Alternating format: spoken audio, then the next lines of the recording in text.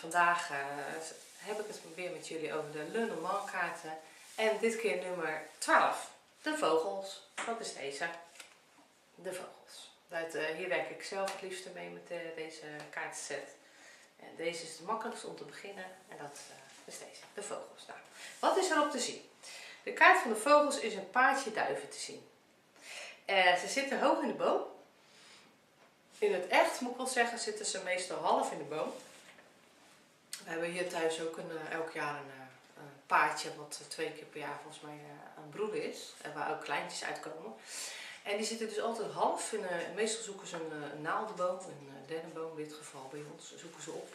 En dan gaan ze dus broeden. En ik heb het opgezocht, maar meestal is het mannetje broedt overdag en het vrouwtje neemt het 's avonds van hem over. En dat zien wij ook gebeuren. En dan neemt de ander het over en dan kan de ander weer even lekker vliegen en doen.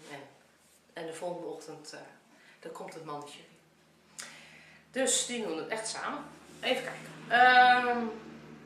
Ja, oké. Ze zitten halverwege in de boom omdat het kleintje wil op een gegeven moment wordt wat groter en die gaat ook een beetje uit dat nest en die komt weer terug. En die willen op een gegeven moment krijgen ze natuurlijk vlieglessen en dan mogen ze natuurlijk niet al te hoog beginnen, want dat is niet de bedoeling. Dus vandaar dat ze meestal liefst half in de boom zitten en dat wij ze ook eigenlijk altijd wel kunnen zien. Nou, even kijken, dat heb ik allemaal verteld. Het is een ruiterkaart, ruiter 7. Dat is het, een rode kaart is het. Het is een kaart wat gematigd positief is. Nou, gematigd positief is dus dat het zeg maar heel erg kijkt naar de kaart eromheen. Wel is het wat op zich een vrij positieve kaart. Het is wel zo dat die wat er omheen hangt of er omheen ligt, dat neemt hij wel over. Maar op zich is het wel een wat positieve kaart dan de roede. Dat zeker. Korte beschrijving. De vogels die staan vaak voor kort leed. Nou, kort leed. Het kan ook staan voor communicatie. Dat hij ook gewoon voor. Dat je gewoon iemand leert kennen. Of dat je veel meer met iemand in gesprek raakt. En mooie, leukere gesprekken hebben. Daar staat hij ook gewoon vaak voor. Daar trek ik hem ook vaak voor. En waar die ook voor kan staan is voor discussies of voor geroddel. Dat kan ook. Maar staat hij dus voor leed, dan is het vaak kort leed en niet de leed wat oeverloos door gaat, zeg maar. Het kan ook staan voor miscommunicatie. Dus gewoon voor communicatie, maar ook staan voor miscommunicatie. En kijk dan natuurlijk weer naar de kaarten die er omheen liggen. Ja, en wat het leuke is, waar hij dus ook voor staat, en dat wist ik in het begin niet, maar hij staat dus ook voor als je samen, zeg maar, je bent verliefd of je bent al een tijdje samen, maar je wil dus echt met z'n beiden, of met z'n tweeën wil je een huisje je wil samen gaan wonen. En daar staat hij ook voor samenwonen.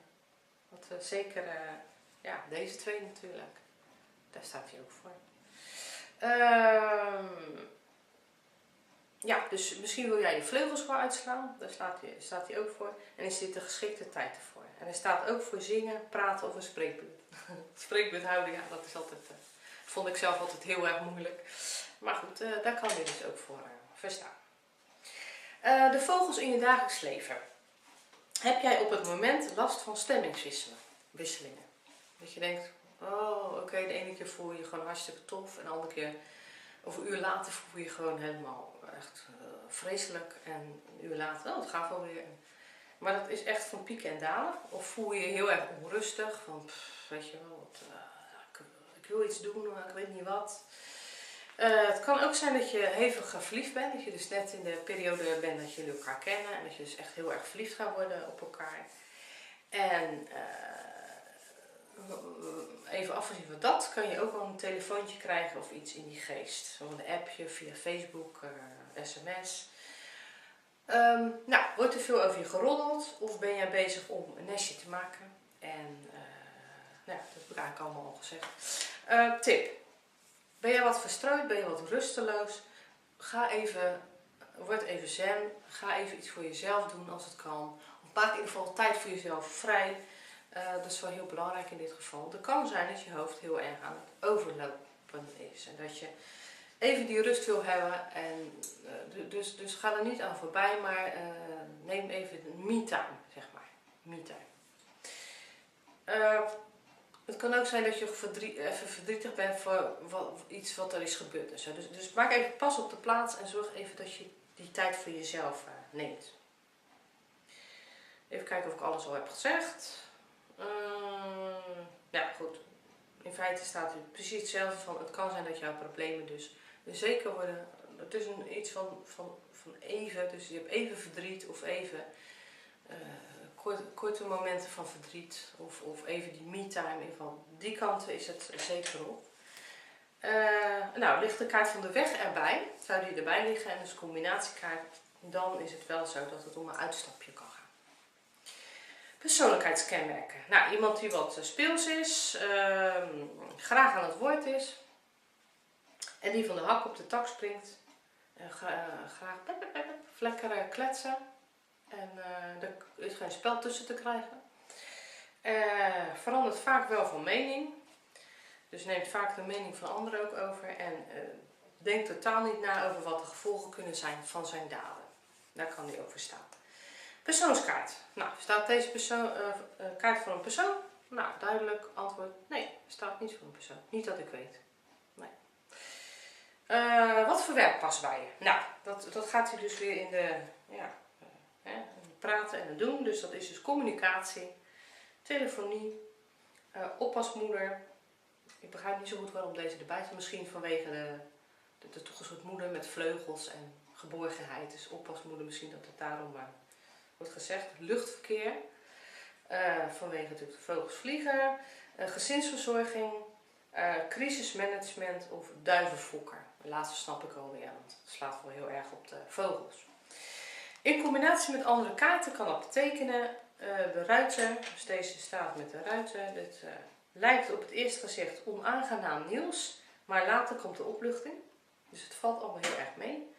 Schip, een storm in een glas water. Ook dat blijkt dus helemaal mee te vallen. En dus een soep wordt nooit zo heet gegeten als dat die wordt opgediend, zeg maar. Dus maak je niet zoveel zorgen. Staat deze met de wolken. Een probleem wordt snel opgelost. Gelukkig kan je weer vooruit. Muizen, kortstondig leed door gemis of diefstal. Dus kortstondig leed, ja, door diefstal of dat je iemand mist. Of staat deze met een boek, dan is het misverstand door gebrek aan kennis of door iets te verzwijgen. Ja, nou, dat waren de vogels. En nou, ik hoop dat jullie er weer heel veel aan gehad hebben. En dat jullie ook ondertussen misschien zelf de kaart hebben gekocht. En dat je aan de slag bent gegaan om de Lenormand voor jezelf te gaan leggen. En dat je daardoor ook steeds meer inzicht in krijgt. In het begin zal het nog niet zo zijn, maar op een gegeven moment zal je merken dat je daar veel meer inzicht in krijgt. Nou, dankjewel voor het kijken en tot ziens weer.